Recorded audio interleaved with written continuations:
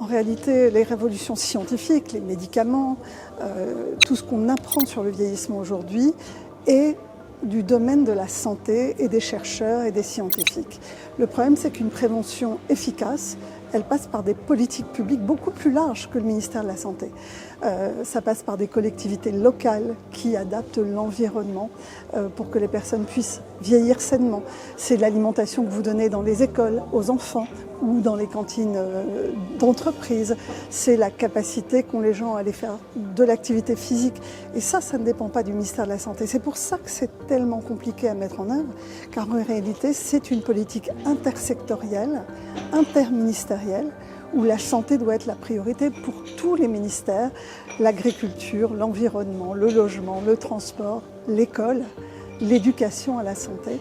Et donc ça explique la lenteur que nous avons aujourd'hui à mettre en œuvre des politiques publiques adaptées. Je ne peux pas m'empêcher de vous poser une question aussi sur le fait que vous avez été une ministre de la Santé pendant la crise Covid. C'était il y a 5 ans. Est-ce que vous avez le sentiment qu'on est mieux préparé à l'épidémie qui vient ? On est mieux préparé à une épidémie qui ressemblera à celle-là, mais si elle est très différente, je pense que nous n'avons pas tiré les leçons aujourd'hui de ce qui s'est passé. Il n'y a pas eu de retour d'expérience collectif sur la façon dont nous avons été au début dans le déni, notamment un certain nombre de scientifiques, voire les instances internationales, et à quel point, en réalité, lorsqu'une crise survient, il faut être très adaptable, il faut que la population comprenne exactement ce qui arrive, et donc il faut énormément d'éducation au risque et d'éducation à l'incertitude. Et ce travail-là, il n'a pas été fait.